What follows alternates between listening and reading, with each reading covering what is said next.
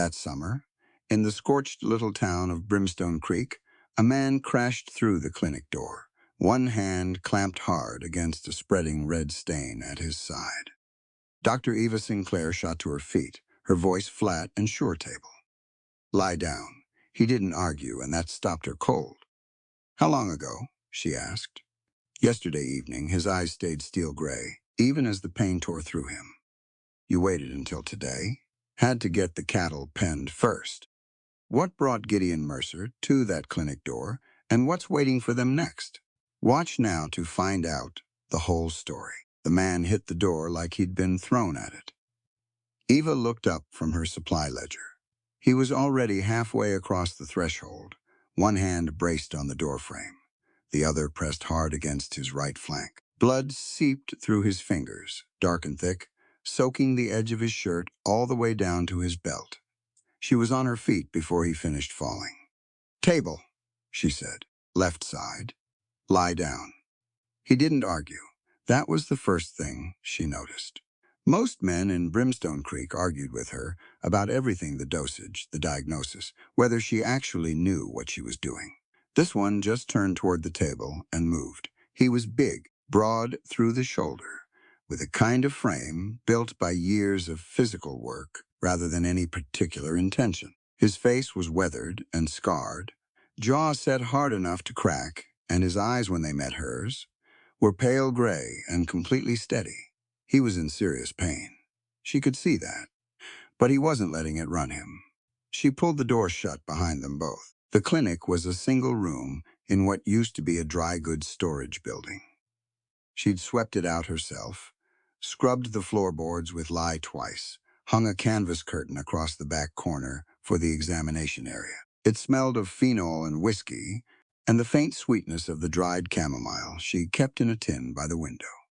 In the July heat, 104 degrees, by her thermometer that afternoon, the smell was almost overwhelming.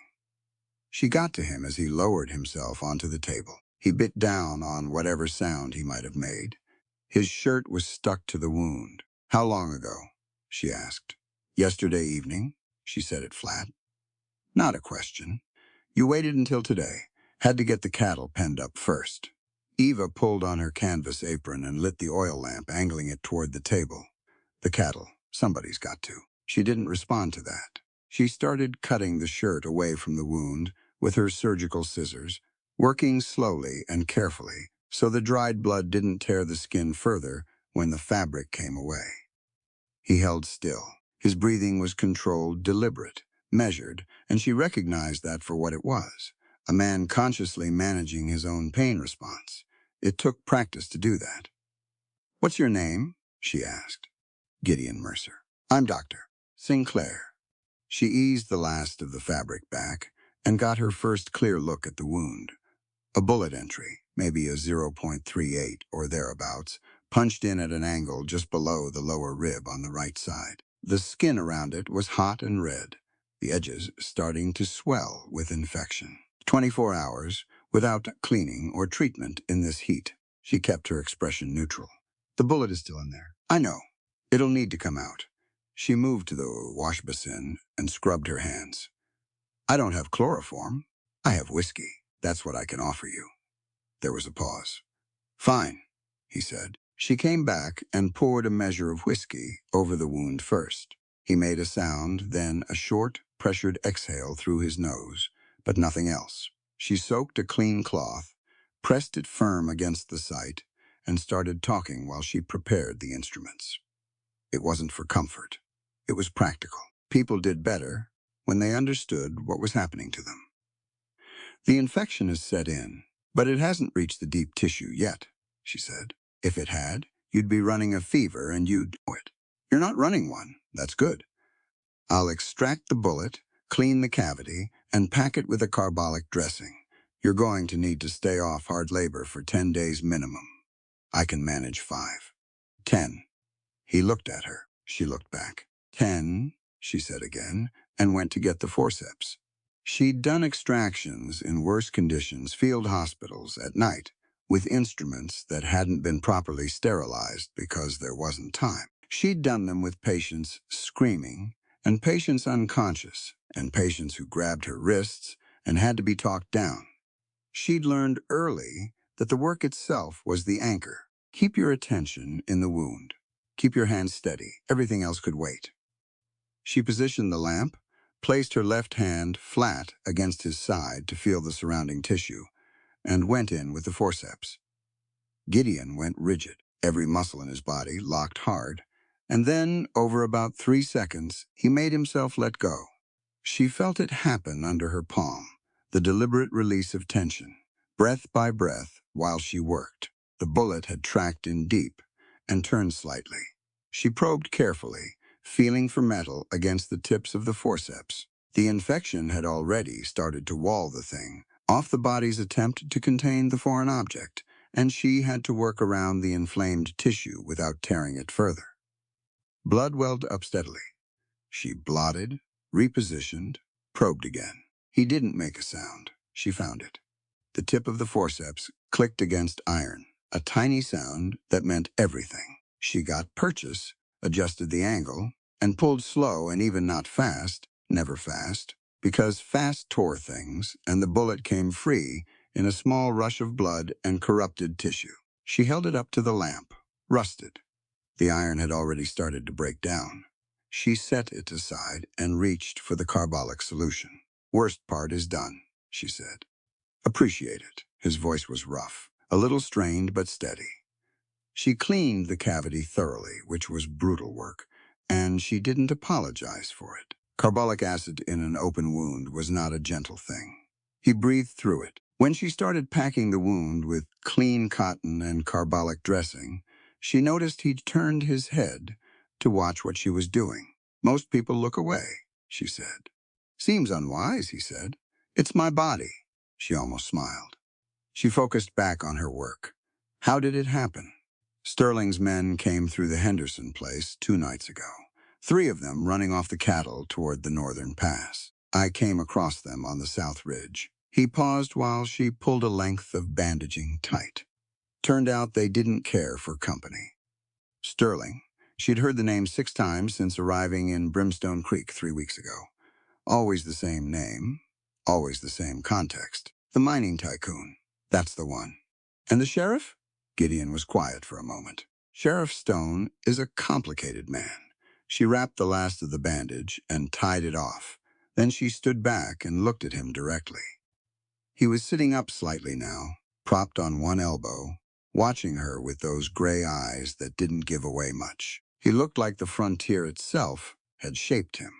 His hands were scarred across the knuckles, the kind that came from real work and real fighting. There was an older scar running along his jaw, pale and faded, and another at his collarbone. His shoulders were tense with the aftermath of pain, but his gaze was clear. She'd seen wealthy men come into hospitals, and Boston men, with every advantage money could buy, crumble completely at the prospect of a minor procedure. This man had walked in here with a day-old infected bullet wound in 104-degree heat and hadn't asked her for anything except what she was already giving him. "You should have come in yesterday," she said. "The cattle, I heard you about the cattle." She began cleaning the instruments. "I'm telling you anyway. That wound was 6 hours from turning septic, maybe less." She looked at him. "Next time something like this happens, you come here first. The cattle can wait 6 hours. He considered that. Something shifted in his expression, not quite surprise, but close to it. She suspected most people in this town didn't speak to him that way, like his life mattered more than his productivity. "Yes, ma'am," he said, and he meant it. She moved to the basin to rinse her hands. The blood went pink in the water, then faded. Outside the window, Brimstone Creek baked in the afternoon heat. The red dust settled on every surface. The sound of the stamp mill, in the distance a constant low percussion. Somewhere down the main road, a horse was being shod. The hammer rang out, steady and rhythmic. "You can rest here for an hour," she told him. "Drink water. All of it." She set a tin cup on the table beside him. "Then go home and sleep. Don't open that dressing. Come back in 3 days. What do I owe you?" "Nothing today." She dried her hands. When you're healed and back working, we'll figure something out. He looked at her for a moment. Then he nodded once, the slow, deliberate kind, and lay back on the table. Eva returned to her ledger. The entry she wrote was precise. G. Mercer. Bullet extraction. Right flank. Wound contaminated. Carbolic dressing applied. Infection present. Pre-systemic. Follow-up required in 72 hours. She capped the ink bottle. Outside, the heat pressed against the walls of the little clinic. The stamp mill kept its rhythm. The red dust drifted. She turned back to her supply count and kept working, because in Brimstone Creek, there was always more work to do. The Henderson boy was 9 years old, and he was drowning on dry land. Eva pressed her stethoscope to his back and listened. His lungs were wet. Not the wet of fluid from a fever, which she knew well enough this was different. Denser. Bilateral. Both sides. The crackling at the base of each lobe like someone had packed the tissue with sand. He breathed in short, labored pulls, and his lips had gone faintly blue at the corners. His mother, Ruth Henderson, sat beside the bed with her hands folded in her lap, so tightly her knuckles had gone white. "How long has he been breathing like this?" Eva asked. 3 weeks. Near about. Started as a cough. We figured it was summer dust. Ruth's voice was flat and careful, the way people spoke when they were holding themselves very still inside. Then Caleb, that's our neighbor boy, Gideon's brother. He started the same, and the Murphy children downriver. Eva straightened. Multiple children, and some of the older miners, the ones who worked the lower shafts near the creek. Eva looked at the boy again. His fingernails had a faint blue tinge.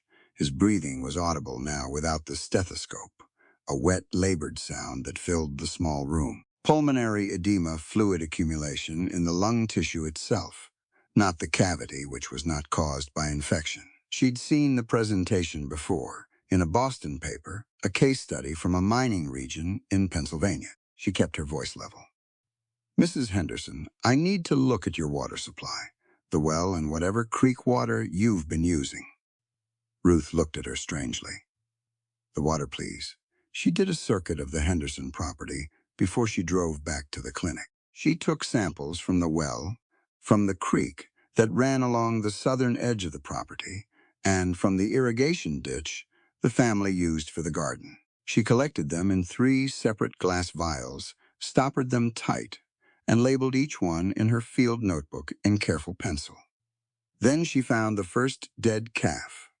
It was in the tall grass near the creek bank, flies already working at it, in the heat. She crouched beside it and studied the carcass without touching it. The animal had been dead less than a day. Its mouth was foam-crusted, the tissue around the eyes and nose dark and discolored. She pulled on her gloves, opened her kit, and took what she needed. A veterinary autopsy was not something she'd been formally trained in, but anatomy was anatomy. The principles didn't change. She worked for 40 minutes in the afternoon heat, methodical and thorough, and what she found in the lung tissue was unmistakable, even to the naked eye. Dense, pale deposits lining the bronchial passages. The tissue itself was friable. She barely had to press before it crumbled. Silica. And something else. Something that left a metallic sheen on the blade of her scalpel when she withdrew it. She got back to the clinic and set up the water samples on the examination table. She didn't have a proper chemical laboratory. She had litmus. She had a few reagents she'd brought from Boston, and she had 2 years of chemistry coursework from the Massachusetts General Training Program. It took her until after dark to get results she was confident in. Mercury. The creek water sample was positive. The well water was borderline contamination, was seeping into the groundwater, which meant the wells wouldn't stay clean for long. She sat with that for a moment. Then she wrote it all down, every measurement, every observation, the calf's pulmonary tissue, the children's symptoms, the creek water analysis. She dated and signed each page. She pressed her initials into the wax seal on the folded documents with the small ring she kept for that purpose. She was still at the desk at 10 o'clock when she heard boots on the porch. 3 of them. She knew it wasn't Patience, because Patience knocked differently, uncertain, apologetic, aware they were asking for something. These footsteps were deliberate and evenly spaced. She didn't move from her chair. The door opened without a knock.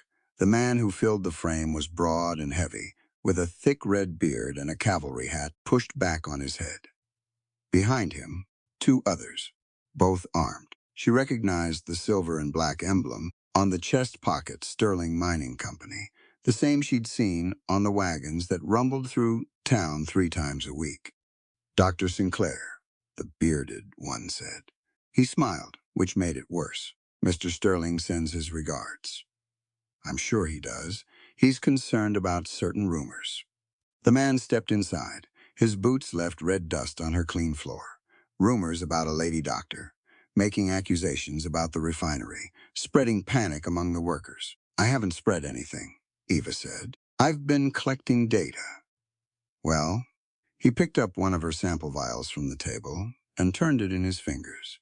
Mr. Sterling would consider it a personal favor if that data stayed private. He's prepared to be generous. There's a comfortable position in Tucson. Put that down. He looked at her. His smile got thinner. That's evidence, she said. And if you walk out of here with it, you'll have obstructed a medical investigation. Whether or not Sheriff Stone cares about that, a territorial court might. The man set the vial down, slowly, deliberately. Then he looked at his 2 companions, and something passed between them, decision, and they started toward the table. The door hit the wall. Gideon Mercer filled the frame the same way he'd filled it 3 days ago, except now he was upright. Both hands clear, his Colt .45 drawn and leveled before the door had stopped moving. Step back from the table, he said. His voice was completely calm. There was nothing in it that suggested he was bluffing, or waiting, or hoping they'd make the sensible choice. He said it the way a man stated a fact. The bearded man turned around slowly. He looked at Gideon. He looked at the revolver. He looked at his 2 men who had both frozen. Mercer, the man said, you're making an enemy of the wrong people. You're the ones who walked in uninvited, Gideon said. The lady told you to put the vial down. You'd better move toward the door before I run out of patience. 30 seconds. Then the bearded man straightened his coat, nodded once to his companions, and walked out. The other 2 followed. Gideon kept the colt up until their horses were off the property, and the sound of hooves had faded down the main road. Then he holstered it. He turned to Eva. She was still sitting in her chair. Her hands were flat on the desk in front of her, completely steady. She'd learned a long time ago not to let her hands shake in front of people who were looking for weakness. But her heart was going fast, and she was aware of it. You had your 3 days, she said. Came to have the dressing checked. He looked around the clinic, the disruption, the moved vials, and his jaw tightened. They hurt anything? No. She stood and reached for her kit. Sit down. Let me look at it. He sat on the edge of the table and she unwrapped the bandage carefully. The wound was clean, better than she'd expected for a working man who she suspected had not rested nearly as much as she'd told him to. The infection was resolving, the edges beginning to approximate, the tissue color returning to healthy pink. It's doing well, she said. She began redressing it. You should still be taking it easy. I'll get there. He watched her hands work. What were they after? My water samples, my medical records. She pulled the bandage snug and tied it off. I tested the creek water this afternoon. Mercury contamination, confirmed, and the lung tissue from a dead calf on the Henderson property. Silica, dust from the refinery, consistent with the respiratory symptoms in the children downstream. Gideon was quiet for a moment. The children, he said. Tom Henderson is 9 years old, and his lungs sound like a man twice his age who's worked a mine for 30 years. She stripped off her gloves. I also know Caleb is showing early symptoms. Your brother Gideon? His expression didn't change exactly, but something hardened in it. I know. Then you understand what I'm about to do. She turned to face him directly. I'm going to Sheriff Stone tomorrow, and I'm presenting these findings formally. If he won't act, I'll write directly to the Territorial Health Office and to every newspaper in Tucson and Phoenix that will print it. Stone won't move against Sterling. Maybe not. But there are things a man can ignore and things he can't, and I intend to make this impossible to ignore. She went to her desk and took out a clean sheet of paper. I need you to sign something. A witness statement attesting that you observed me take the water samples, and that you witnessed Sterling's men attempting to remove them.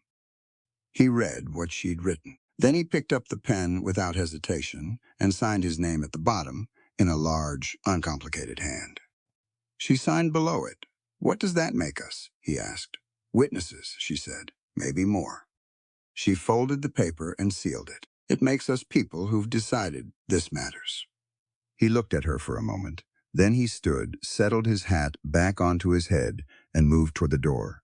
He paused at the threshold. I'll ride with you to Stone's office tomorrow, he said. She nodded. And Dr. Sinclair. He glanced back. Those men will come back. More of them next time. I know, she said. He held her gaze another second. Then he walked out into the dark. She went to the window and watched him go, his figure fading into the lamplit dust of the main road. Then she turned back to her desk, relit the lamp, and kept writing. The next morning, she walked into Sheriff Stone's office with the sealed documents under her arm and Gideon 2 steps behind her. Stone was a heavy man going to fat, with a steel gray mustache and eyes that had seen too much and decided not to act on most of it. He leaned back in his chair when they came in and folded his hands over his stomach with the patience of a man who'd learned that waiting was often the most efficient response to a problem. Eva set the documents on his desk and remained standing. This is a formal medical finding, Sheriff. Mercury contamination in the creek water at confirmed levels toxic to human and animal life. The source is the Silver Leach refinery. I have water samples, tissue to evidence from dead livestock, and patient records from 6 families currently experiencing acute respiratory distress, consistent with mercury poisoning and silica exposure. She kept her voice flat, and even the children are getting worse. Stone looked at the documents. He didn't pick them up. Dr. Sinclair, he said, these are serious accusations against a powerful man. They're not accusations, she said. They're measurements. She leaned forward slightly. Poisons don't care whether a man is a wealthy tycoon or a penniless homesteader, Sheriff. When the water supply is tainted, a poor worker's child suffocates just the same. Clean water and the right to live are not privileges reserved for the rich. They are fundamental human rights. The room was quiet. Stone looked at the documents. He looked at Gideon. He looked at Eva. Then he picked up the papers. It wasn't a commitment, she knew that, but it was a start. They left before dawn. Gideon had the horses ready at the clinic door when Eva came out with her medical bag and a second saddlebag packed with supplies. He'd brought a spare mount for her, a steady brown mare named Clara, who he said had never stumbled on rough trail. Eva took the mare's nose in her palm and let the animal smell her before she mounted. She'd ridden horses in the Boston parks as a girl. This was not that kind of riding. By the time the sun cleared the ridgeline east of Brimstone Creek, they were already 4 miles out, moving down a dry wash between walls of red sandstone that rose on either side like the ruins of something enormous. The heat came early and stayed. By mid-morning, it was pressing down like a physical weight, and the light bouncing off the pale rock walls made Eva squint, even with the brim of her hat pulled low. Gideon set a pace that was efficient rather than fast. He read the terrain, the way she read a patient, constantly, adjusting, looking ahead and adjusting again. When the trail narrowed, he moved to the front without comment. When it widened on a flat mesa stretch, he fell alongside her. He didn't talk much. She found she didn't mind. The first stop was the Reyes homestead, 6 miles southwest of town, where a family of 4 had been working a small cattle operation for 8 years. Rosa Reyes met them at the gate with her arms crossed and the particular expression of a woman who had learned to be suspicious of people who showed up offering help. She was maybe 40, with strong hands and deep-set dark eyes, and she looked at Eva's medical bag and then at Gideon. She's good, Gideon said. She's the one who's been treating the Henderson boy. Rosa stepped aside. The husband, Miguel, was in bad shape. He'd been working the lower pasture near the creek all spring and summer, and his cough had progressed to the point that he'd stopped being able to work a full day. Eva listened to his chest, took his pulse, checked his eyes and fingernails. The bluish tinge she'd seen in the Henderson boy was here too, fainter but present, early to mid-stage pulmonary involvement. She explained what she knew, clearly without softening it, because she'd found that people in difficult circumstances generally wanted the truth in plain language rather than something cushioned and vague. The water from the South Creek is contaminated, she said. Mercury from the refinery runoff. It's getting into the groundwater now, too, which means wells close to the creek line may not be safe. She looked at Rosa. Do you have any other water source? A spring? A cistern? There's a spring up the north slope, Rosa said. We've always used it for drinking, but the South Creek is closer for the cattle. Use the spring for everything. All drinking water, all cooking, all washing. Keep the children away from the South Creek entirely. She wrote the instructions down and handed the paper to Rosa. I'm leaving you bismuth and some licorice root for Miguel's cough. It won't fix the underlying damage, but it'll ease the breathing. And I want you to make him rest. Truly rest. The lung tissue can't repair itself if he keeps pushing it. Rosa took the paper, looked at it, looked at her husband, and then looked at Eva with an expression that was not quite gratitude and not quite grief, but something that sat between them. What about Sterling? She asked. We're working on it, Gideon said. They rode on. 3 more homesteads by midday. A widow named Agnes Polk, with 2 young grandchildren who developed a rash Eva, recognized as dermal mercury exposure they'd been playing in the creek. A pair of bachelor brothers, the Watts, who shared a small cattle operation and had lost 5 head in the past 2 weeks to what the older brother called the choking sickness. A family of 6, the Murphys, who'd arrived from County Clare 8 years ago and built something worth having on this land, and whose youngest daughter was the worst case Eva had seen outside the Henderson boy. Little Bridget Murphy was 7. Her mother, a red-haired woman named Siobhan, who reminded Eva sharply of her own mother's nurse back in Boston, hadn't slept in 4 days. The child's breathing was audible from the doorway. Eva worked quickly and quietly. She got the child propped upright elevation, helped change her position, changed her diet instructions, left the best of what she had for breathing support, and sat with Siobhan for 15 minutes afterward, explaining in clear, step-by-step terms what to watch for and what to do if the breathing worsened before Eva could return. When they left, Eva didn't speak for a long time. The afternoon trail took them up along a ridgeline where the land opened out below in long, rolling waves of red and gold and brown, and the sky above was enormous and absolutely clear. Even in the heat, even tired and saddle-sore, she could feel the scale of it, the sheer impersonal grandeur of the country in a way that was both humbling and steadying. Her feet were blistered, both heels, from boots that were built for a clinic floor and not a full day's riding, and the inside of her right knee had gone stiff from the unfamiliar position in the saddle. She noticed these things and filed them. There would be time for them later. Gideon pulled up at a flat outcrop near the ridge's end and dismounted. He checked both horses, gave them water from the canteen he carried for them, and crouched down to examine the front right hoof of Clara. Eva dismounted and stretched her back, watching him work. His hands on the horse were confident and unhurried. He didn't grip or force. He just held the hoof steady and checked it. The same careful attention he applied to everything she'd seen him do. When he was satisfied, he straightened and gave Clara's neck one firm pat. She's fine, he said. Good hard feet. You chose well. She's sensible. He looked out at the valley below. We'll camp at the spring tonight. Too far to make Brimstone Creek before dark, and the trail north of here is no good to ride after sundown. She nodded. She wasn't going to argue.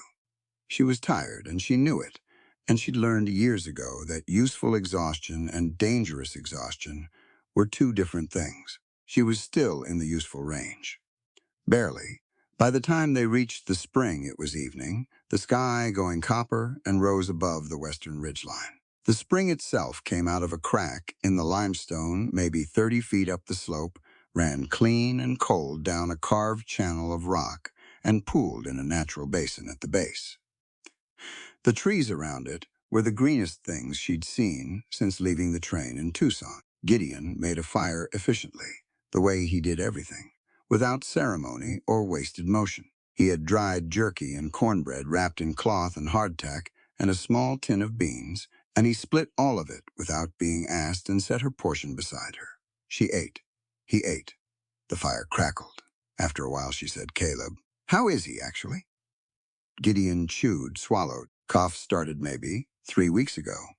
He's been working the east pasture, farther from the creek, so maybe it's not as bad, but it's there. I want to examine him when we get back. I figured you would. She looked at the fire. He's 14. Yeah, he shouldn't be working a ranch at 14. There's nobody else, Gideon said. It wasn't said with self-pity, just stated. Our folks are gone. It's been me and Caleb since he was 8. Ranch or nothing. He looked at her across the fire. I don't like it, either. She nodded. The fire settled into coals. She took out the rolled bandage in her bag and looked at him. Let me check the wound. The riding will have put pressure on it. He pulled up his shirt without comment. She moved around the fire and crouched beside him, unwrapping the dressing carefully. In the firelight, his skin was amber and shadow, and the old scars she'd noticed before were more visible now, the one along his ribs, another across the back of his left shoulder, a faint ladder of marks along his forearm that she recognized as the kind left by rope under serious tension. The wound itself was holding. Some minor seepage, not alarming, the tissue still clean. She repacked it with the last of the carbolic dressing she'd set aside for this purpose and rebandaged it with the clean roll. Her hands worked close to his skin. She was aware of the warmth of him, the steadiness. She was aware that he was barely breathing while she worked, not from pain, but from something else, concentration. Maybe. Restraint. She tied off the bandage and sat back. Thank you, he said. Stop working yourself into the ground and it'll heal faster. He almost smiled. You say that to everyone? Only to the ones who don't listen. She moved back to her side of the fire and wrapped herself in her blanket. The temperature had dropped fast, the way it did in the high desert, all that accumulated day heat bleeding off into the sky the moment the sun went down.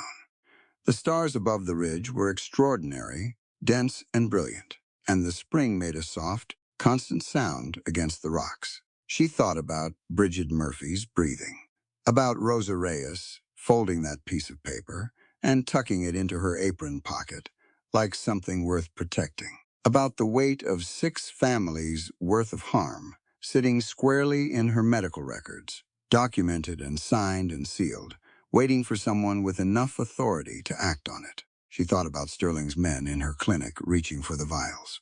Gideon, she said. Yeah. They'll try again. To destroy the evidence, I know. So we need to move faster than they do.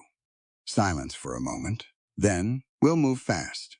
She closed her eyes. The fire burned low, and the spring kept running, and somewhere out in the dark, a nighthawk called once and went quiet, and she slept. The trail up to Red Ridge was barely a trail at all. It was more of a suggestion, a narrow crease along the face of the cliff where centuries of wind and animal passage had worn the rock, just enough to give a horse somewhere to put its feet. On the left, the cliff rose another 40 feet of sheer sandstone. On the right, nothing. A straight drop of maybe 200 feet into a dry canyon the color of old rust. Gideon had ridden it before. He knew every switchback, every loose section of shale, every place where the trail pinched to the width of a single horse's body. He'd scouted this ridge for cattle drives 3 years running, before Sterling's operation started crowding the ranchers off the best grazing land.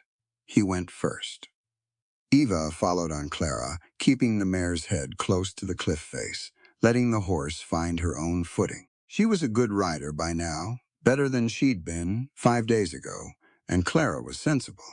But this trail demanded complete attention, and he'd told her that plainly before they started up. The medical journals were in Eva's saddlebag. 40 pages of field observations, water analysis, patient records, symptom progressions. Everything documented in her small, precise handwriting. Everything dated, signed, cross-referenced. The kind of evidence that could stand up before a territorial court if it ever got that far. Sterling knew about those journals. That much had been clear when his men came to the clinic. The wind picked up as they climbed. Gideon noticed it, but didn't think much of it at first. Wind was constant on the ridge, funneled by the canyon walls below, into something that could knock your hat off your head if you weren't holding it. But this wind had a different character. It carried grit, fine red particles that stung the back of his neck and made the horses flatten their ears. He looked south. The horizon had gone brown, not the soft brown of distant haze. A deep, rolling, churning wall of it, maybe 8 miles out, eating the sky from the ground up. Dust storm, he turned in the saddle. Eva, she was already looking at it. Her expression was focused and completely calm, which he'd come to understand was her natural response to urgency. How long do we have? 20 minutes, maybe less. He assessed the trail ahead, another quarter-mile to the ridge top, then a long descent on the far side to the canyon floor. We need to get off this trail before it hits. The wind on the exposed face will be bad. Then we move. He touched his heels to his horse and picked up the pace as much as he dared on that narrow shelf of rock. Clara followed without prompting. Eva rode with her head down and her hat brim pulled low. The shot came from above. He heard it a half-second before it hit the crack of a rifle from somewhere up in the rocks and felt the burn across the top of his left shoulder like someone had dragged a hot iron across it. He pressed flat to his horse's neck by instinct, bringing the animal tight against the cliff wall. "Get down," he shouted. Eva was already low. Clara had spooked sideways at the shot, and for one terrible second the mare's outside rear hoof was on the very edge of the trail. Nothing below it but open air. Then Eva had the mare's head turned hard left, pulling her back against the cliff, and they were steady. 2 more shots, both high, clipping the rock face above them, sending shards of red sandstone raining down across their backs. Not trying to kill them, trying to spook the horses, to send them over the edge. Gideon drew his Colt and fired twice up into the rocks above them, not aimed, just suppressing, making whoever was up there keep their heads down for 10 seconds. It bought enough time to move. "Forward," he called to Eva. "Fast as she'll go. Don't look down." They went. The horses surged along the narrow trail, hooves striking hard on the stone, and more shots came, 3, 4, a different rifle now, a second shooter, and one of them clipped the saddlebag on Eva's mount. He heard the impact, heard something crack and shatter inside the bag, and his gut went cold. The medical kit. They came around the last switchback, and the trail widened onto the ridge top. He pulled up hard, turned, drew the Colt properly this time. 2 figures visible above them in the rocks, scrambling to reposition. He recognized the silver and black emblem on the closer one's coat. Even at this distance, Sterling's men. He fired. The man in the coat went flat behind a boulder. The second shooter pulled back out of sight. The brown wall to the south had swallowed the last of the blue sky. The wind was screaming now, a low, continuous roar that he felt more in his chest than heard with his ears. The light had gone flat and orange, the kind that preceded a storm by minutes. He looked at Eva. She was unhooking the saddlebag from Clara's side with quick, sure hands. He could see the damage a bullet had punched straight through, shattering what sounded like glass instruments inside. Her jaw was set hard. "The journals?" he asked. She unfolded the flap and checked. Safe. The kit took it. She pulled the bag free and slung it across her shoulder. "The instruments are gone. Most of the glass vials. No time to process that." The storm was here. The first real gust hit like a wall, solid, hot, and so dense with grit it blotted out the sun in seconds. One moment there was orange light, the next, nothing. just roaring brown dark that tasted of iron and cut at any exposed skin. Caught her arm. She grabbed back. He could feel her fingers through his sleeve, gripping hard, and he turned his body into the wind and moved. He knew this ridge. He'd spent 3 years learning every fold and hollow of it, and there was one place he'd sheltered a lost calf there. Once. Years ago, a crack in the limestone on the north face that opened into something larger. He found it by feel and memory, 30 yards, 40. The wind screaming in his ears and the grit so thick he could barely open his eyes past a squint. His shoulder was bleeding. He could feel the warmth of it soaking into his shirt, but it was a graze, not a penetration, and he could move. He found the crack in the rock. Wider than he remembered. Good. He turned to Eva, put his hand on her shoulder, pointed. She understood without words. She went in first, turning sideways to fit through the narrow entrance, and he followed, pulling himself through the gap. The wind still screamed outside. In here, it dropped to a muffled howl. The temperature fell 10 degrees in the space of those few feet. He pressed his back against the rock and listened. They were inside the limestone. His eyes adjusted slowly. There was no light at all. He found his matches by touch, struck one, and held it up. The crack opened into a proper cave. Low-ceilinged but deep, the floor mostly level. Old stalactites at the far end. The limestone had that particular cold smell, mineral and clean, and the air was still except for what came through the narrow entrance. The match died. He struck another. Eva was beside him, already opening the damaged saddlebag on the cave floor, assessing what was left. Her movements were quick and methodical. The same clinical focus she brought to everything. She set the journals aside, first those she handled with careful hands. Then the shattered remains of the instrument case, sorting through it with the match's light. Her expression tight. Forceps are bent but intact, she said. Both scalpel handles. No blades, those were glass-stoppered, and they're gone. The suture thread is soaked. She sat back. I can work with forceps and handle. The mercury thermometer is broken, which is a problem. How much of a problem? For tonight? None. For treating patients? Significant. She looked up. Your shoulder? It's a graze. Let me see it. He moved closer, and she got her hands on the shoulder, feeling along the wound in the dark between matches. Her fingers were precise and cold from the cave air. Through the flesh only, she confirmed. You'll have a scar. It needs pressure and cleaning, but you're not going to bleed out. She tore a strip from the hem of her undershirt. He heard the fabric go and bound the shoulder tight. She worked by feel when the match went out, and her hands didn't falter. Thank you, he said. You were shot protecting the journals. Her voice was flat. The least I can do is keep you from bleeding on them. He almost laughed.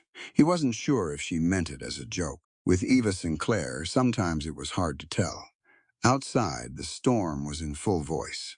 The entrance to the cave had darkened further debris, building up against it. Leaves and grit and small stones packing into the gap. The howling outside settled into a sustained deep roar that vibrated in the stone walls. They were sealed in. He moved to the entrance and checked it. The debris was compacting fast, blocking the light, blocking the wind.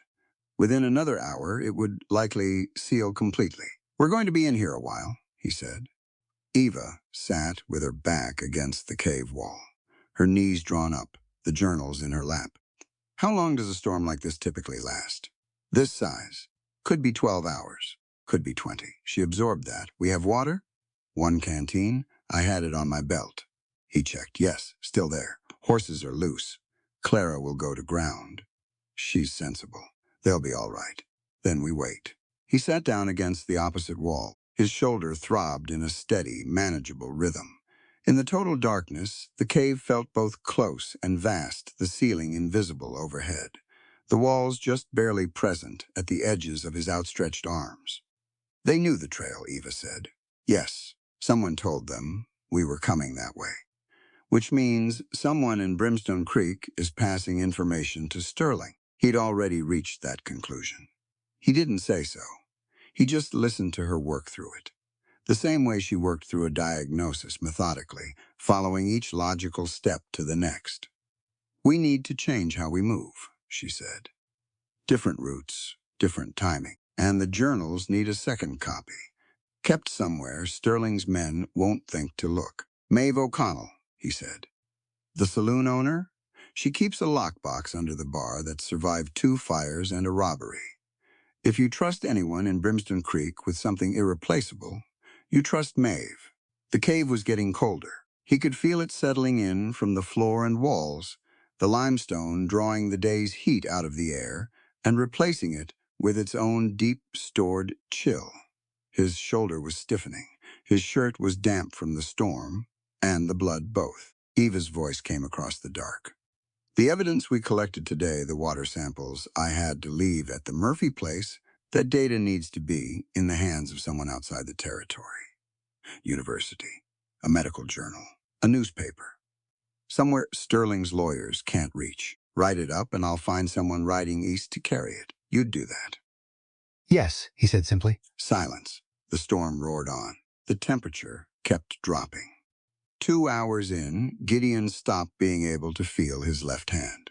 It started at the fingertips and worked inward, the cold seeping through his wet shirt and damp trousers, with the patient, methodical efficiency of limestone in the dark. His shoulder wound had stiffened fully. The shivering started small, just his hands, just intermittent, and he controlled it the way he controlled pain, by concentrating on something else. He concentrated on the sound of Eva's breathing across the cave. It had changed, gotten shallower, more frequent. He'd been tracking it unconsciously for the past 20 minutes, and he recognized what was happening because he'd seen it on a trail drive once, with a young cowhand who'd gone into a river crossing.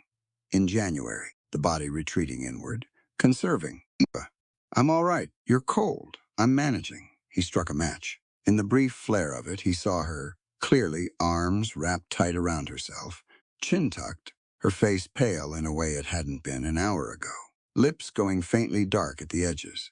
She had her jacket on, but it was the light canvas she wore for riding. Not built for this temperature, not built for wet, not built for limestone cold. The match died. Your core temperature is dropping, he said. I know what hypothermia is, Gideon. Her voice was still precise, but there was an edge of controlled effort in it, the effort of someone working to keep their diction clear when their body was pulling its resources inward. I also know the treatment protocol. He was already moving across the cave floor toward her. Skin-to-skin contact, she said. It wasn't an invitation. It was a clinical statement. It's the most effective non-equipment method for core rewarming in field conditions. Body heat transfer directly through skin contact. Standard emergency medicine. Yes, he said. She was quiet for a moment. Our clothes are wet, she said. I know. Another pause, then all right. He stripped his shirt first, which cost him. The motion pulled hard at the wound on his shoulder, and his hands were clumsy with cold, but he got it off. His boots, his trousers. He set everything to one side, not for modesty or sentiment, just to keep them from getting colder on the cave floor. He heard her moving in the dark, the small sounds of cold, stiff hands working at buttons and laces. He didn't reach to help. She hadn't asked for help with that. He waited. All right, she said. Again, he moved toward her by sound and careful feel, found the cave wall, found her against it. He brought her against him, slowly, giving her time to adjust to each point of contact, and pulled the saddle blanket he'd been sitting on around them both. She was cold, genuinely cold, her skin carrying the temperature of the stone she'd been sitting against, and he could feel the fine, continuous shiver running through her frame. He didn't speak. There was nothing to say that the situation hadn't already made clear, and Eva wasn't a woman who needed things explained to her. His body was warmer than the air, the blood still moving, the muscles still generating heat, even as they stiffened, and he felt her register it, felt the way she oriented toward it, the way any cold body sought heat, involuntary and immediate. He held her. She let him. The blanket was thin, but it helped. The shared heat built slowly between them, accumulating in the small space between their bodies, and the shivering gradually became less violent, the intervals longer, the body's crisis management easing as the temperature stabilized. 20 minutes, maybe 30. Her breathing evened out, deepened. The shallow, rapid pattern resolved into something slower and steadier. He felt it as clearly as he'd have felt a change in the weather. Better? He asked. Better, she said. Neither of them moved to separate. The cave was still cold. The storm was still howling outside, though it seemed to have settled into a lower register, less frantic, more sustained, the kind of long, grinding presence that meant they were well into it rather than at the edge. The darkness was complete. There was no light at all, not even the faint gray suggestion that might have filtered through the packed entrance, because it was night now. She was very still against him. He'd been still for a long time, too. He was aware of the cave, the cold, the storm, the wound on his shoulder that had gone from burning to a deep, grinding ache. He was aware of all of it. And then gradually, he was aware of something else. He was aware of her. Not as a patient or an ally or the lady doctor from Boston who'd pulled a rusted bullet out of his side and then turned around and gone toe-to-toe with Sterling's men without flinching. Not as the woman he'd been riding these badlands with for 5 days. As her, Eva. The exact specific presence of her, warm now against his chest, her breathing slow, and even, her hair loose from whatever she usually pinned it up with, falling against his collarbone. He'd lived alone a long time. Not loneliness. Exactly, he'd never had room for loneliness. There was always too much work, but a kind of solitude so complete and so long-standing that he'd stopped noticing the edges of it. The way you stop noticing a scar after a few years. He noticed the edges of it now. She shifted. It wasn't much, just a small adjustment of position, the kind anyone makes when held still too long, but it brought her closer, and her hand moved from where it had been pressed flat against the cave wall to where it rested now, against his ribs, and that small change in pressure was more present to him than the bullet graze on his shoulder had been. Gideon, she said. Yeah. I spent 4 years proving I could do the work twice as well as every man in that hospital. Her voice was quiet, not pained exactly, just stated the way she stated most things. They stripped my position anyway, said a woman operating on male patients, was improper. Said my results were exaggerated. Said my teacher had done the real work and I'd taken credit. She paused. I spent a year after that believing some part of it. He didn't say anything. He waited. I stopped believing it somewhere around the time I pulled that bullet out of your flank, she said. I want you to know that. Good, he said. You should have stopped sooner. She made a sound that wasn't quite a laugh. Soft, brief. You're very direct. Saves time. She turned her face up toward him in the dark. He couldn't see her, but he felt the shift, the angle of her, the attention of her. He could feel her heartbeat against his chest, and it had changed from the steady rhythm of recovery to something quicker and deliberate. I'm not afraid of this, she said. Neither am I, he said. I've been afraid of a great many things, she said. Being wrong, being dismissed, being alone in a place like this with nothing to show for it. I've been afraid of all of those. She pressed her palm flat against his chest. I'm not afraid of this. He brought his free hand up and touched her face. His fingers were rough and scarred against her cheek, and she turned into them rather than away. She kissed him first. He'd half expected that, actually. Eva Sinclair made her own decisions, and she made them with full conviction. He felt it in the deliberateness of it, the lack of hesitation, and he answered her in kind. Cold was still there. The cave was still dark, and the storm still howled, and his shoulders still ached. None of that left, but it all receded to the edges, to the periphery, while the center of everything became the press of her hands against his scarred back, and the warmth they were building between them in the dark. She had her arms around his back, and then her hands were gripping, her fingers finding the ridges of old scars, tracing them not with pity, not with the clinical assessment she gave his wounds, but with the kind of attention that meant she was learning him every mark and history of him, and claiming what she learned as something that mattered. He pulled her closer. She trembled not from cold now, and pressed her mouth against his jaw, his throat. And when she pulled back enough to find his ear, her voice was low and raw and completely unguarded, in a way he'd never heard from her before. "Devour me," she breathed. "Leave nothing untouched, nothing unclaimed." He went still. The words hit him somewhere deep in the chest, somewhere he'd kept armored and locked for 20 years of rough living on the frontier, of being regarded as an unrefined drifter, good for hard work, and not much else, of never once in his adult life having anyone look at him like he was something worth keeping. He gasped a short, involuntary sound. He couldn't have stopped if he'd tried, stunned by the force of it, the sheer overwhelming weight of what she'd just given him. She felt it. She pulled back just enough, her hands still on his face. "Is that all right?" He found his voice. "Yes," he said, rough and certain. "God, yes."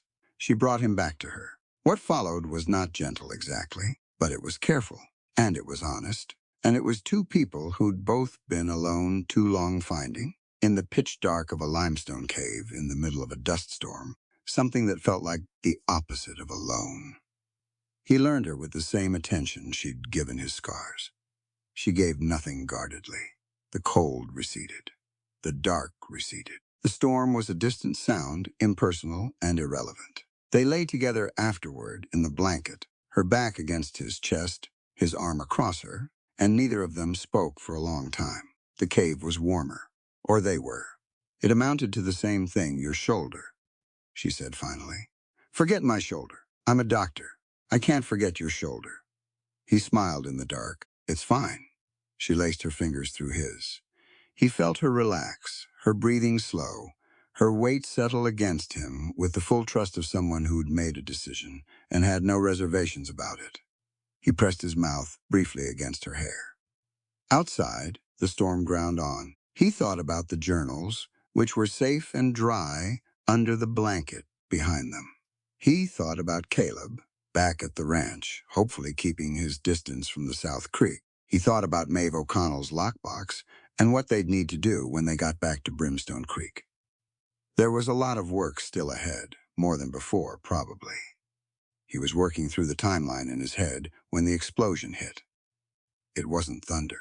Thunder rolled. This was a single massive concussion, a detonation that came from the direction of the cave entrance and hit the cave walls so hard that small stones rained down from the ceiling, and Eva was upright before the sound had finished echoing, both hands flat on the cave floor. The entrance lit orange for a half-second.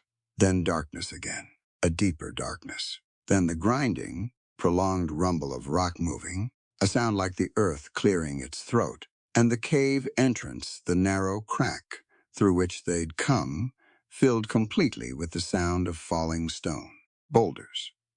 Eva's hand found his arm in the dark. They listened to the last of the debris settle. Then silence, except for the faint, muffled sound of the storm on the far side of a wall of rock that hadn't been there 5 minutes ago.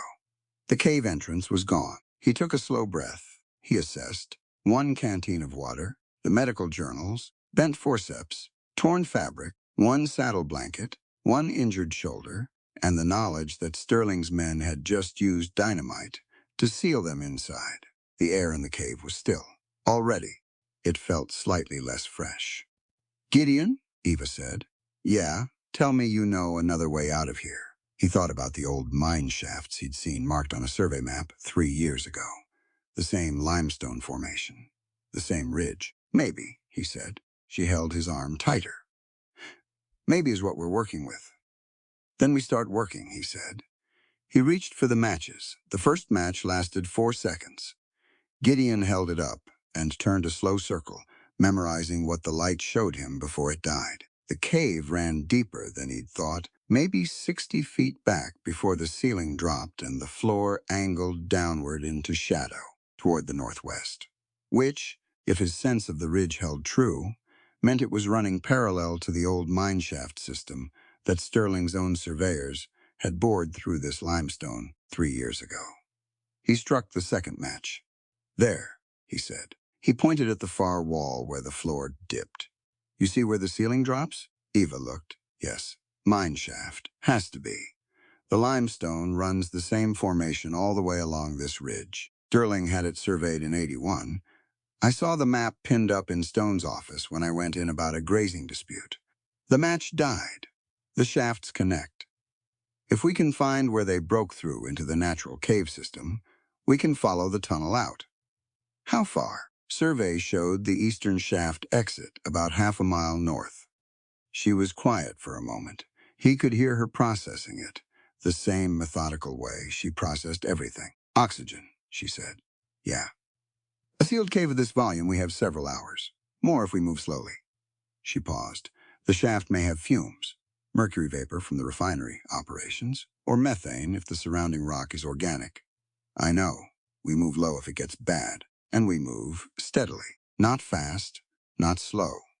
She was already gathering the journals, pressing them flat against her chest inside her jacket. Pacing matters more than speed. He got the canteen, the blanket, the few remaining useful things from the damaged saddlebag. He pressed the forceps into his belt. Ready? Ready, she said. They went toward the back of the cave. The ceiling came down fast. Within 20 feet, he was crouching, and at 30 feet, they were both on hands and knees, moving along a floor that had gone from limestone to the rough, blasted flat surface of human excavation. The air changed, too. The mineral cold smell of the cave gave way to something older and sharper. Iron, old smoke, and something faintly metallic that Eva noted without comment. Not dangerous yet, she said. Her voice was steady at his shoulder. Tell me if it changes. You'll know, she said. I'll start lecturing you about something irrelevant. And that's when you'll know my judgment is going. He didn't laugh, but it was close. He moved forward. The shaft was narrow and low-ceilinged, and completely, absolutely dark. He navigated by feel one hand, trailing the wall, reading the rock, every change in surface temperature or air current a piece of information. The wall curved left. He followed it. The floor descended slightly, then leveled out. He tracked the direction by what he knew of the ridge's geometry. The way he'd always tracked it, not by instruments, but by the accumulated knowledge of a man who'd spent years reading this particular piece of earth. Behind him, Eva matched his pace precisely. He heard her breathing, measured and controlled. She was conserving. Good. 2 hours in, maybe 2.5. It was impossible to measure time. In the dark, he felt it. A change in the air, not cleaner exactly, but moving. A current against his face, faint and intermittent. Air's moving, he said. I feel it. He tracked the current. It was coming from slightly above and to the right. He found a split in the shaft wall, by touch a crack that widened into a crawl space, angled upward. He tested the edges, pressed his weight against the frame, felt the rock hold solid. Up here, he said, it's tight. How tight? I'll manage. So will you. She went first, because she was narrower, and because, if the passage held for her, it would tell him what he needed to know. He listened to her progress, the scrape of fabric on stone, the controlled exhale, when the ceiling pressed close, and then her voice came back to him from above. It opens up. He went up after her. The crawl space was maybe 15 feet of pure unpleasantness rock on every side. Barely room to turn his head, and the shoulder wound screamed the whole way through. He came out the other side, into a low chamber, with actual standing room, and breathed in. The air tasted like outside, not fresh, not clean, but circulating, connected to something. And there, at the far end of the chamber, a thin gray rectangle that was the most beautiful thing he'd seen in 18 hours. Light. Eva saw it at the same moment. She didn't say anything. She just started moving toward it.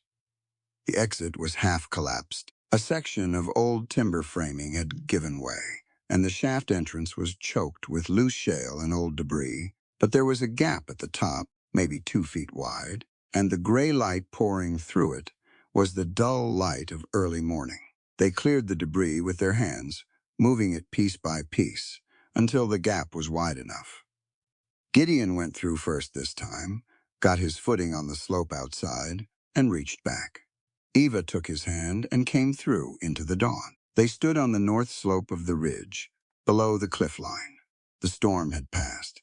The air was clean and cold, and smelled of wet rock and sage, and the sky above them was the pale, washed-out gray that comes in the hour before the sun crests. Every red stone was dark with dampness. Even the dust had settled. He looked at her. She looked back. She was filthy rock dust on her face and hair and jacket, a scrape across her left cheekbone, her hands raw from the crawl and entirely steady. Her eyes were clear. Her back was straight. He'd known tough men who'd have broken in that cave. Men who'd have burned through their matches in the first hour and gone to pieces in the dark. She hadn't. She'd navigated 18 hours underground, injured and sealed in with diminishing air, and she'd come out the other side with the journals intact and her mind intact. And that particular look on her face that said she'd taken full account of everything that had happened and had already begun deciding what came next. She wasn't the lady doctor from Boston anymore. He wasn't sure she'd ever really been that exactly. She was just Eva, and she was looking at him like she'd made up her mind about something. "The journals?" he asked. She patted the front of her jacket. "Safe good." He looked down the slope toward where the land opened out. 3 miles to the North Trail. 2 hours of walking, then we walk. She started down the slope. He fell into step beside her. They didn't talk much, but what they did say mattered. She told him exactly how she planned to present the evidence to the Territorial Health Authority, not Stone, not the circuit court, but the territorial office directly, with copies sent to 3 separate newspaper editors. He told her what he knew about the survey maps and where the refinery was channeling its runoff. She told him about the nitrogen levels she'd been meaning to measure at the South Creek. He told her there was an old homesteader's route that avoided the main road entirely, which would be faster and harder for Sterling's men to watch. The sun came up while they were walking. It came slow and flat across the eastern plateau, and the light turned everything amber and copper, and the wet sage smelled like something alive. He was thinking about Caleb. He was thinking about the families in those homestead valleys, and Bridget Murphy's breathing, and Rosa Reyes folding that piece of paper into her apron pocket. He was thinking about Sterling's men with their dynamite, and their easy assumption that 2 people sealed in a cave would stay there. He was thinking that they'd been wrong about that. At some point, Eva said, "You're not a drifter." He looked at her. "Sterling calls you that. The town calls you that.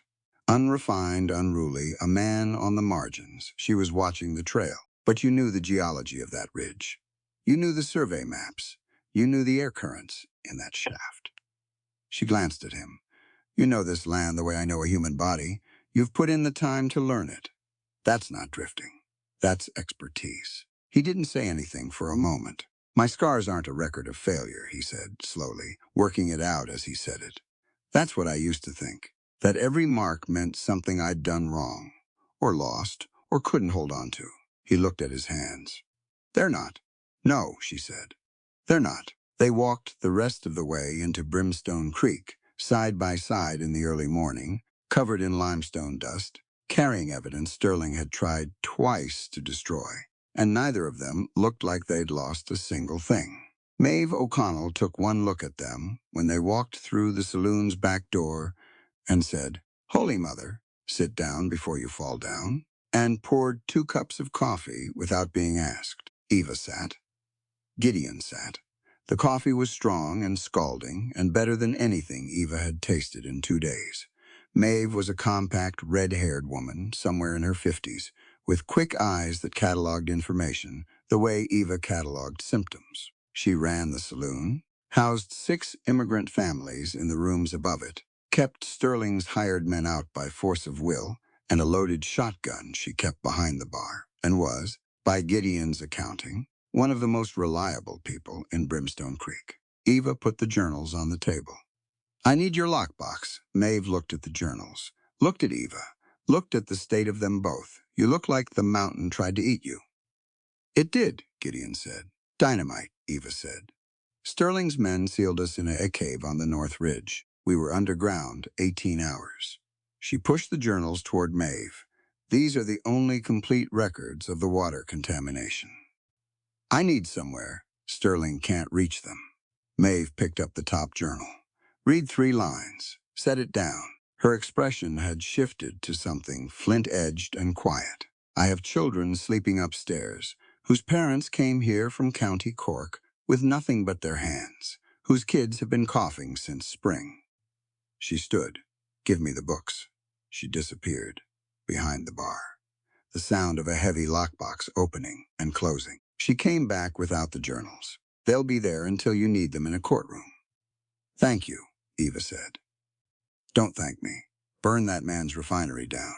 Before Eva could respond, the saloon's front door opened and 2 men walked in who hadn't been invited. One was a lawyer. She could read it in the quality of his coat and the way he carried a leather satchel under one arm, and the other she recognized from the circuit court announcements that Sheriff Stone had posted last week. Judge Hector Pruitt.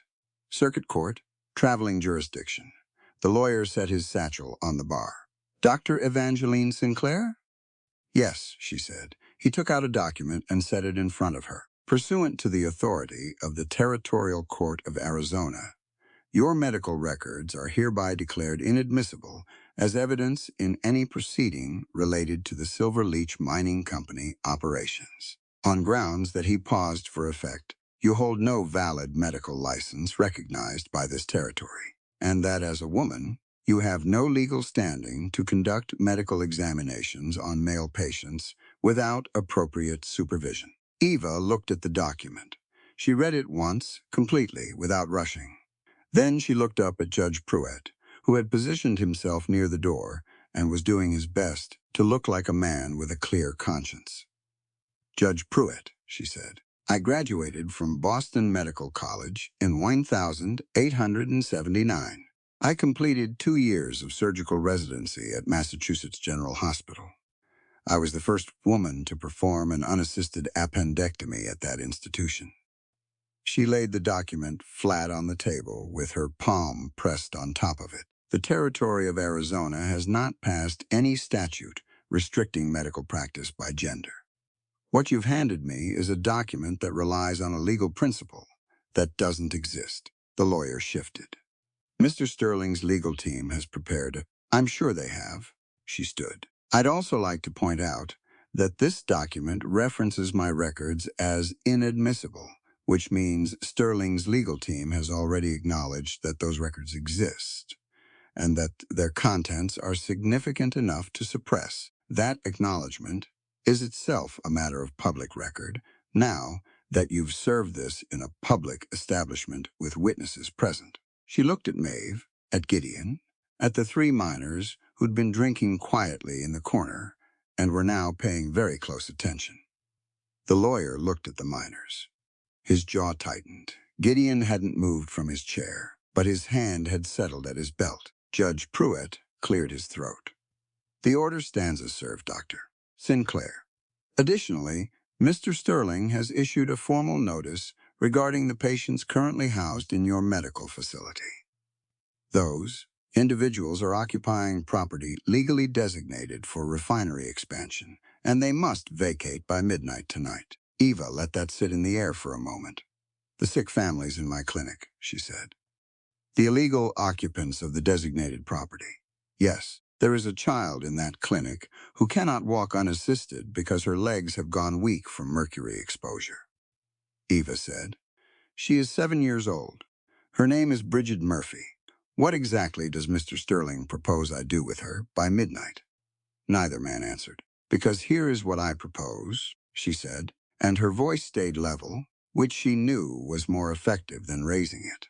I propose that any man who attempts to remove a sick child from medical care at midnight tonight will be doing so with full knowledge of her condition, her age, and her name, and that I will ensure every newspaper between here and Washington is fully informed of that fact, along with the complete chemical analysis of what put her in that bed.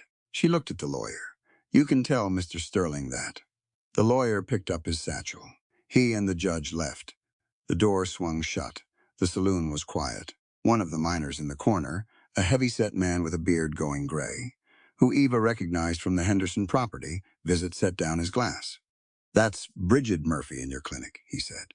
"Yes," Eva said. Siobhan Murphy's youngest. "Yes."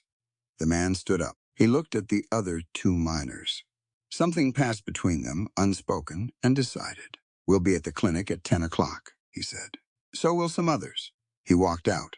The other two followed. Maeve refilled Eva's coffee. "Word travels fast in a small town," she said, "when the right words get out." Gideon stood. Eva could see him working through the timeline, the same way she was, calculating what needed to happen in the hours between now and midnight. "I need to find Stone," he said. "Stone won't move against Sterling," Maeve said. It was not unkind, just certain.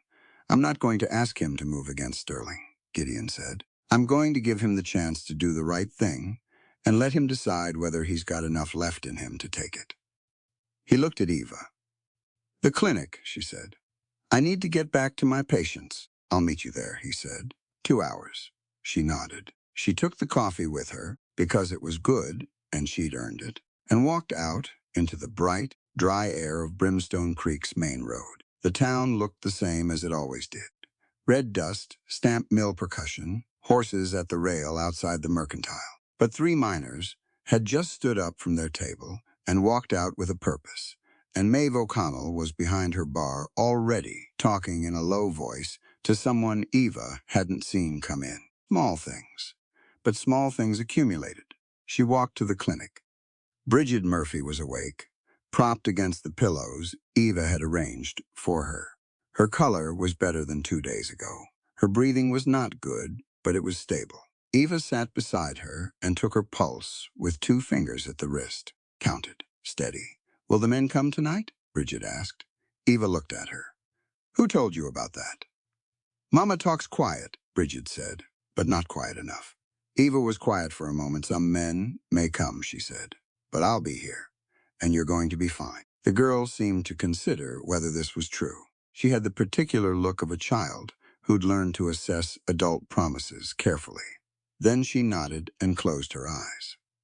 Eva sat with her until she slept. Then she went to her desk, opened a fresh sheet of paper, and began writing the letter to the Territorial Health Office that she'd been composing in her head for the past 3 miles of trail.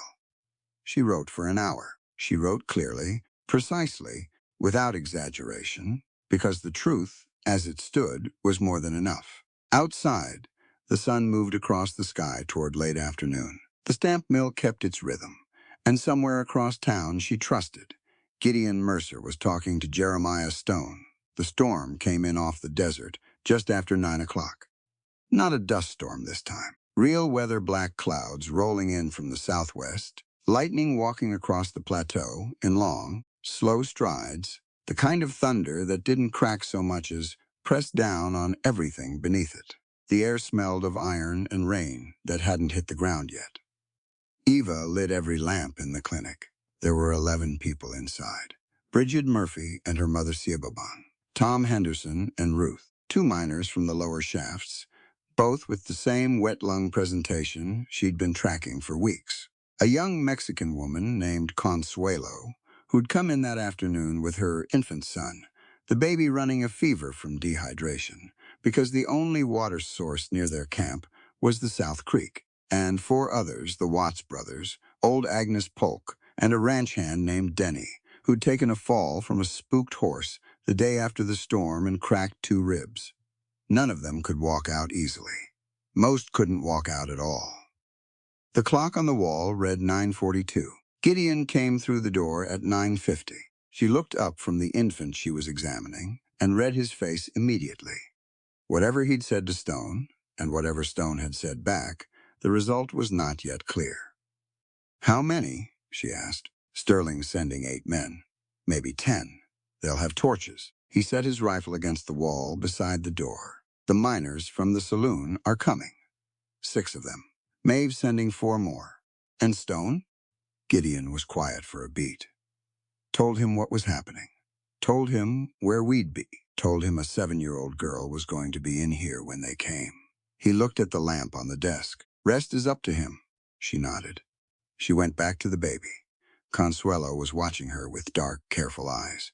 Eva checked the infant's fontanelle slightly sunken, not critically, and his skin turgor and his color. She mixed a rehydration solution from the supplies she kept in the back cabinet. Salt, a small amount of sugar, clean water from the cistern. She showed Consuelo how to administer it, drop by drop, with a clean cloth pressed to the baby's lips. Lento, Eva, slowly every few minutes. Consuelo took the cloth. She was maybe 19.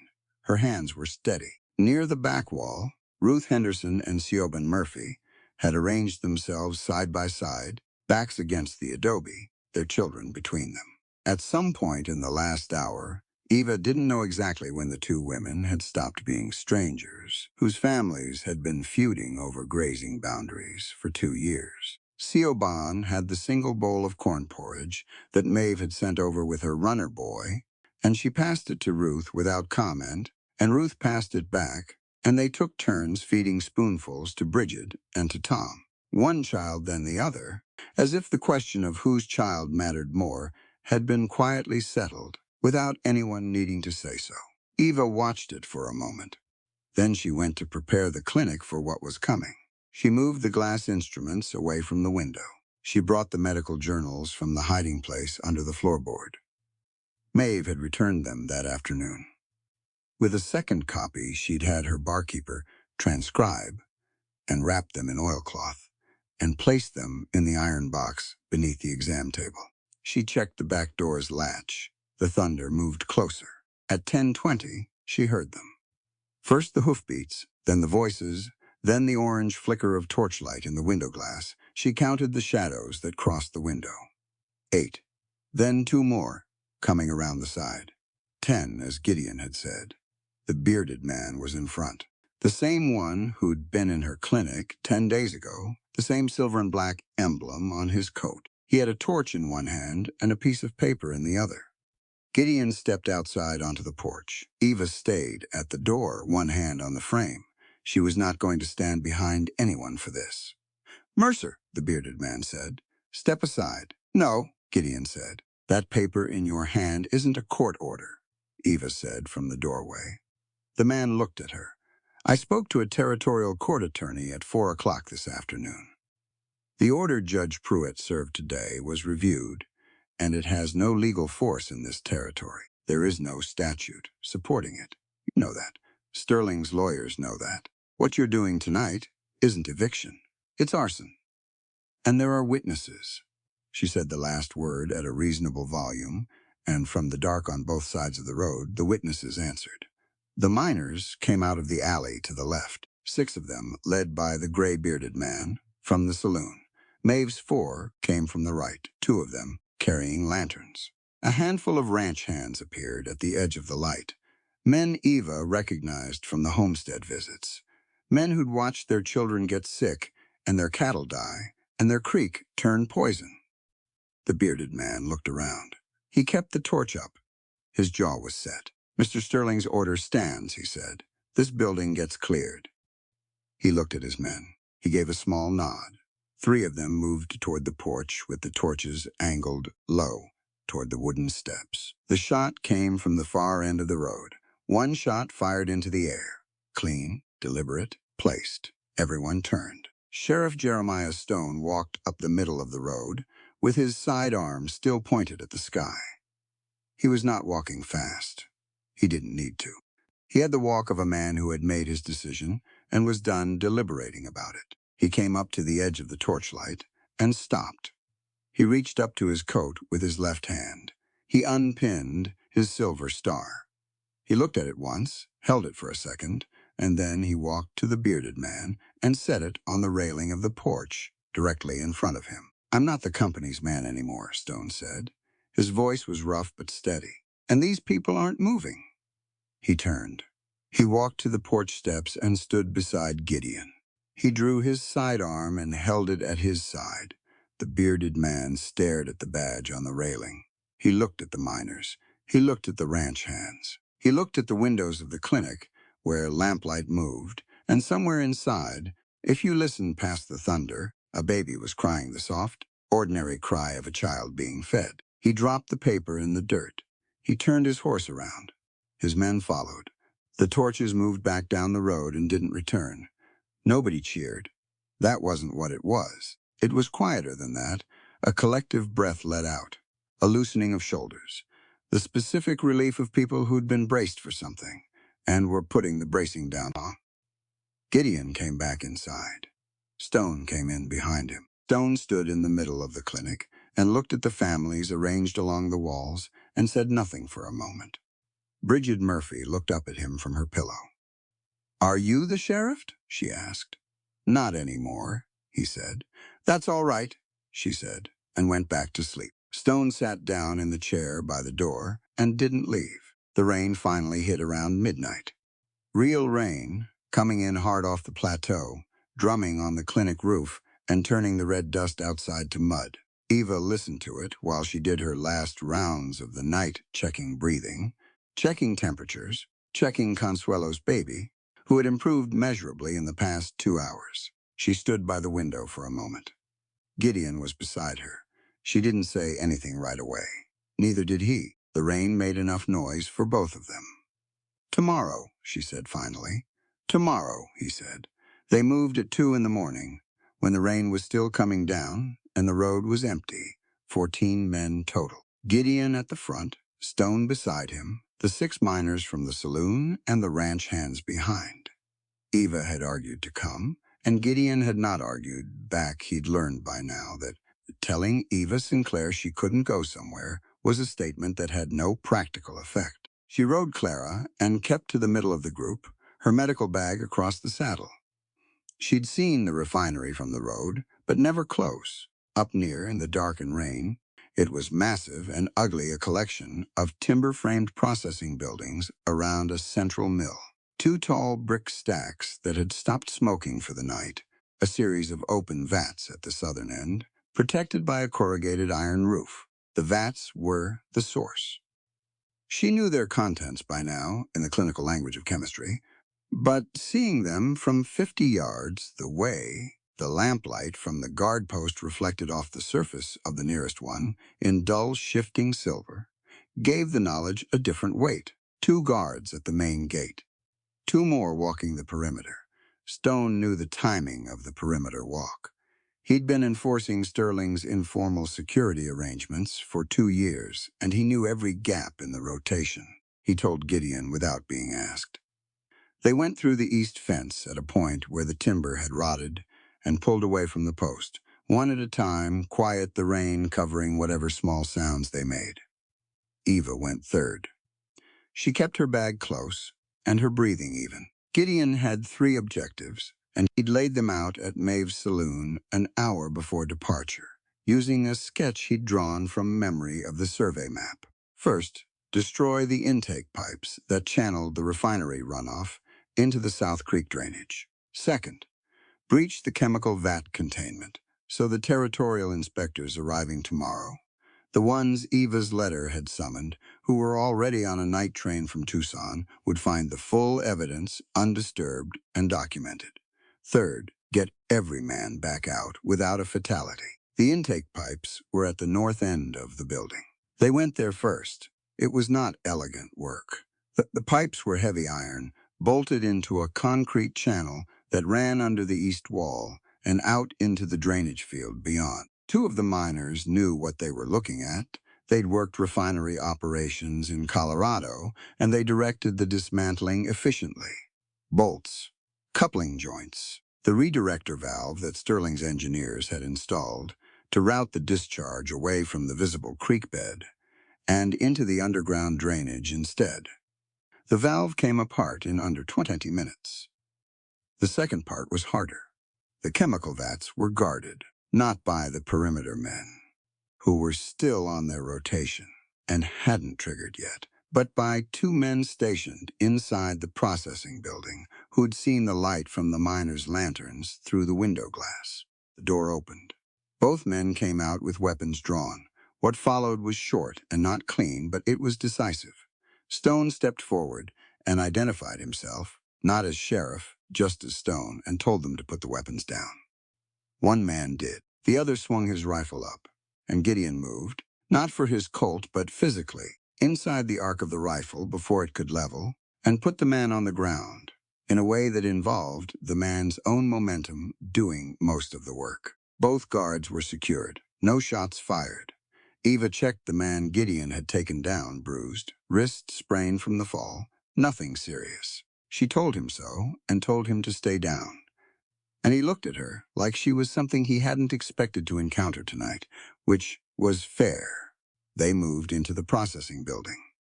The vats were larger from inside, 6 of them in a row, each about 8 feet across and 4 feet deep, the nearest ones containing the mercury acid mixture that Eva had confirmed in her water analysis. The smell was immediate and sharp. She felt it in the back of her throat, and she pulled the cloth she'd prepared over her nose and gestured for the others to do the same. "Don't breach the vats," she said. "The territorial inspectors need to see them intact. What we need is documentation, and we need to destroy the falsified intake logs." She pointed to the office partition in the corner of the building. "The operational logs will be in there. Sterling's been recording this discharge as compliant with territorial water standards. Those false records are what's let him operate legally." Stone went to the office. Eva went with him. The logs were in a cabinet, unlocked. 5 years of operational records. She pulled the most recent 18 months, the period covering the contamination she'd documented, and found exactly what she'd expected. Falsified discharge readings. Measurements that showed clean, compliant output from a refinery that had been pouring mercury into the valley's water table for the better part of 2 years. She took every page. She folded them into the oilcloth she'd brought and put them in her bag. That was when Sterling came through the back door. He was not what she'd expected, physically. She'd built an image from reputation, the mining tycoon, the baron, the man who owned the sheriff and the lawyers and half the commercial property in Brimstone Creek. She'd expected someone large and commanding. He was medium height, well-dressed even at this hour, with light eyes and the particular self-possession of a man who had not been contradicted in a very long time. He had a derringer. Small, 2-shot, the kind kept in a vest pocket. He looked at the men in his processing building, at the open cabinet, at Eva with the oilcloth under her arm, and his face went through several calculations in rapid succession. "Dr. Sinclair," he said, "I think you've made a very serious mistake. The only mistake made in this building was yours," she said, "and I have the operational logs to prove it." He raised the derringer. He pointed it at Gideon. Stone shot it out of his hand. Not the hand, the gun. Stone was 20 feet away, and he put one round through the derringer's frame at that distance, which snapped the mechanism and sent it spinning across the floor. Sterling lurched back from the impact, his hand stinging and empty, and hit the edge of the nearest vat. He scrambled for balance.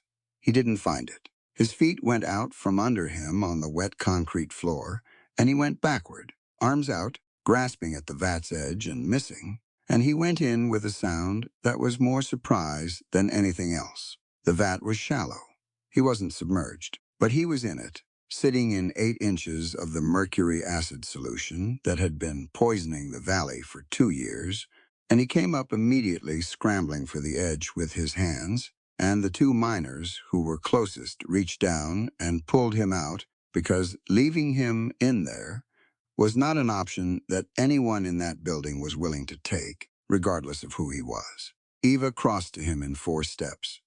She assessed him fast eyes, hands, the redness already appearing, on his palms and forearms where the solution had made contact. Acute chemical exposure. Painful, and it would get worse, but survivable with prompt treatment. "We need water," she said. "Clean water, a lot of it right now." One of the miners ran.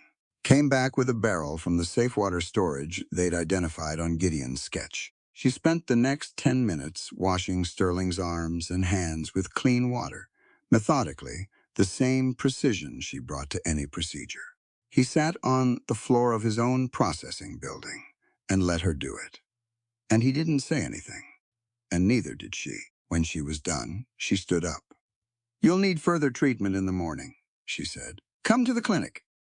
He looked at her.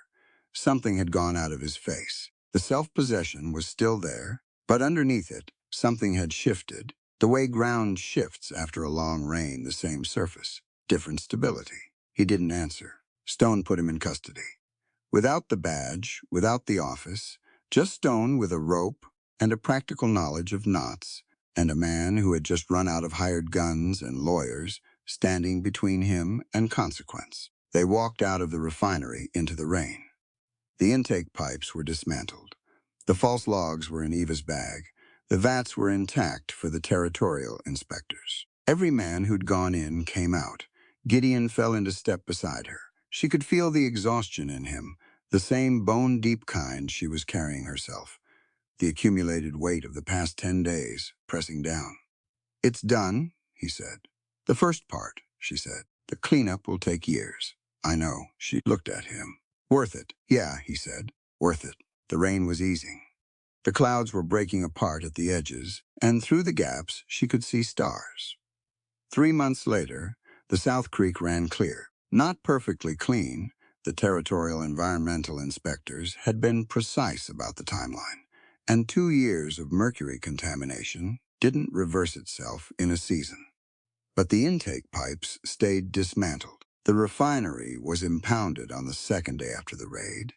When the inspectors arrived and found everything Eva's documentation said they'd find, plus a man with chemical burns on his hands who was currently facing 7 counts of environmental fraud before the territorial court in Tucson, the river was declared community property.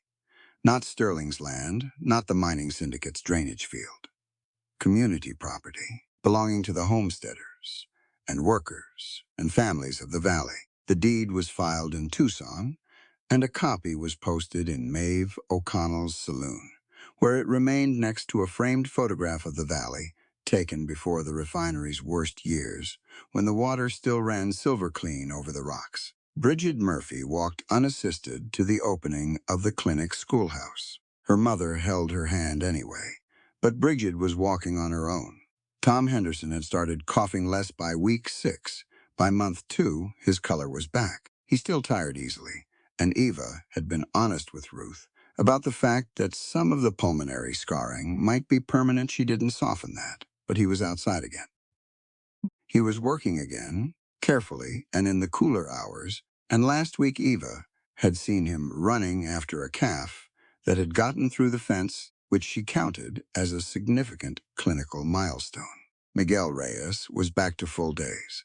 The schoolhouse had been Gideon's idea. He'd laid it out one evening in the clinic, drawing the floor plan on the back of an old supply ledger with a stub of pencil, the way he drew everything direct, no wasted lines. One large room with good windows on the south side for light. A clinic space behind a partition wall with access to clean water from the North Spring pipe. A porch wide enough to hold community meetings when the weather allowed. He'd built most of it himself. The miners helped, and the ranch hands, and the Reyes family, and the Watts brothers, and on the last Saturday before completion, Maeve O'Connell arrived with her barkeeper and a wagon load of lumber she'd apparently been collecting, for reasons she'd chosen not to explain until now. Caleb Mercer had driven the first nail.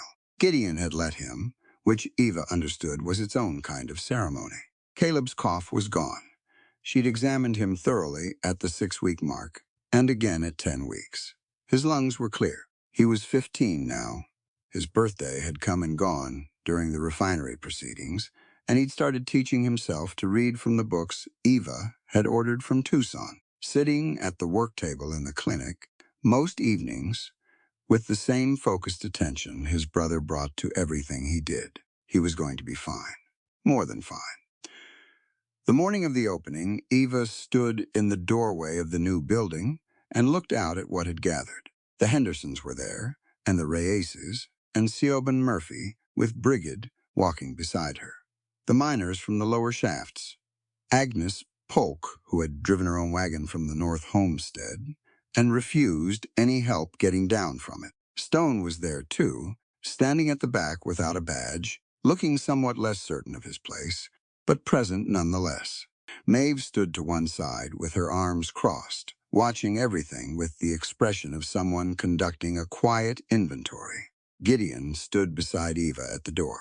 He'd put on a clean shirt, which was notable. He looked exactly like himself, scarred, broad, reading the room with those gray eyes that didn't miss anything.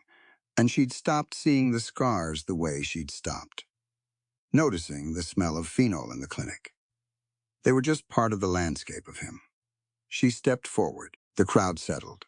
She looked at the faces in front of her, people she'd treated, and people she hadn't yet, and children she'd pulled back from the edge of something that should never have happened to them. She thought about what she wanted to say, and then she said it plainly. "I was trained to believe that medicine is a transaction," she said, "that it belongs to people who can pay for it, in institutions that decide who deserves access to it. I was trained in that system, and I believed parts of it for longer than I should have." She paused. "I stopped believing it somewhere in the Badlands, riding to homesteads that the medical establishment had decided weren't worth the trip." She looked at Bridget Murphy, who was looking back at her with complete seriousness. "Medicine knows no social class," Eva said, "and human dignity requires no deed of ownership. True freedom in this West is not measured by how much land a man can claim, but by how many hands we can hold to survive together." The crowd was quiet, not the uncomfortable kind of quiet, the kind that follows something true. Maeve started clapping. That broke it open. The miners joined, and the ranch hands and Siobhan Murphy wiped her face quickly with the back of her hand, and then clapped too. And Caleb let out a sharp whistle that made Clara, tied at the rail, lift her head in mild objection. The building opened. By mid-morning, the schoolhouse was full of children. 6 of them arranged on the benches Gideon had built, with a young woman named Addie, a miner's wife who had taught school in Lagos before emigrating, and who had agreed to take on the teaching in exchange for Eva, handling her family's medical care, writing letters on the borrowed chalkboard. The children of miners and the children of ranchers, sitting side by side on the same bench, arguing about whose chalk drawing was better. Eva stood in the clinic partition and watched through the open doorway. Gideon found her there around noon. The crowd had dispersed into small groups, some staying to eat the food Maeve had organized, some heading back to their properties. The day had gone warm and golden, the kind of afternoon that made the desert look generous instead of hostile, all the red rock and wide sky doing something that was almost beautiful. He stood beside her. He looked at the children at the chalkboard. "She's a good teacher," he said, meaning Adeze. "She's an excellent teacher." Eva watched a small boy, one of the Murphy children, not Bridget, an older one, carefully copy a letter from the board with his tongue pressed between his teeth in concentration. "He'll be reading by winter. Caleb can help him," he said it quietly, the particular quiet of someone who'd been bracing for a bad outcome for a long time and had finally set the bracing down. "He reads better than I do now. You could fix that," she said. "I know." He looked at her sideways. "You offering?" "I'm a doctor, not a school teacher." "You're both," he said. "You're a lot of things." She didn't argue with that. They walked out onto the porch and, then further, past the rail where Clara was tied, out to where the land opened up, and the view ran long and clear to the western ridgeline. The afternoon light was doing what afternoon light did out here, turning everything amber and copper and deep gold, making the distances look both vast and somehow intimate. Gideon brought his horse up. He mounted and held out his hand. She took it, swung up behind him. She settled against his back, her arms around him, her chin near his shoulder. She could feel him breathe, steady and even. The same rhythm she'd tracked in the dark of that cave when she was trying to determine whether he was going into hypothermia. He was warm, he was solid. He'd ridden into her clinic with a bullet in his flank and hadn't asked her for anything but competence. And somewhere in the miles between that day and this one, she'd given him considerably more than that. And so had he. She was not sentimental. She knew what lay ahead, the territorial hearings, the ongoing remediation of the creek. The clinic's real funding problem, the long work of building something durable in a place that had been damaged. She was clear-eyed about all of it, and she was here. The horse moved forward at a walk. The plains stretched out. The sky was enormous and completely clear.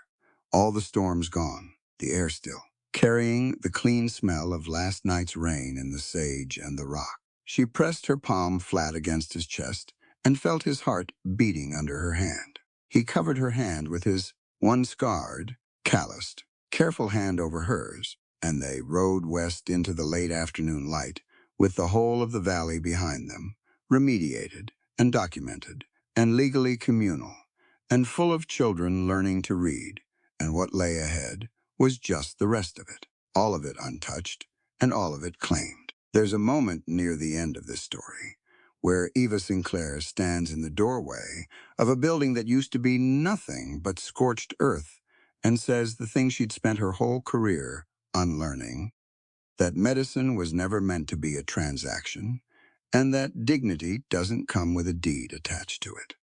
And maybe that's the real heart of everything you just watched. This isn't just a story about a gunshot wound and a mining tycoon and a river poisoned for profit. It's a story about what happens when competence meets courage, and neither one asks the other for permission first. Gideon Mercer didn't ride into that clinic looking for sympathy. He didn't want to be coddled or rescued. He wanted someone who knew what they were doing, and he trusted her enough to sit still while she did it, even when it hurt, even when it would have been easier to look away. And Eva didn't fall for a wounded man because he needed saving. She respected him because he didn't perform his pain for her, because he managed the cattle and the bullet wound and the weight of his whole family with the same quiet, deliberate steadiness. That's not romance built on rescue. That's two people who recognize the same kind of backbone in each other. And that recognition, that mutual respect, is what actually built something durable between them, long before either of them called it love. But look past the two of them for a second, at everything that grew up around their story. A poisoned creek made clean again, a schoolhouse raised board by board, with miners' children and ranchers' children arguing over chalk drawings on the same bench. A girl named Bridget walking on her own 2 feet into a building that exists because people chose to fight for each other instead of looking away. None of that happened because one hero showed up with a gun. It happened because a community decided that the people in it, the sick, the poor, the ones the system had written off as not worth the trip, were worth showing up for, one stitched wound and one filed document and one hand-built porch at a time. That's the quiet lesson sitting underneath all the drama and the danger. Real freedom in this world was never about how much land one man could claim for himself. It's about how many hands are willing to hold on to each other when things get hard, and how much of ourselves we're willing to rebuild, together, out of something that was almost lost. If this story moved you, if it made you think differently about strength, or healing, or what it really means to belong somewhere, that's the whole point. Stories like this one exist to remind us that the wildest, most untamed places on Earth are still capable of growing something tender, if enough people decide to plant it there. This story is a work of fiction, and any resemblance to real people, places, or events is purely coincidental. It is intended for entertainment purposes only and should not be taken as medical, legal, or historical guidance.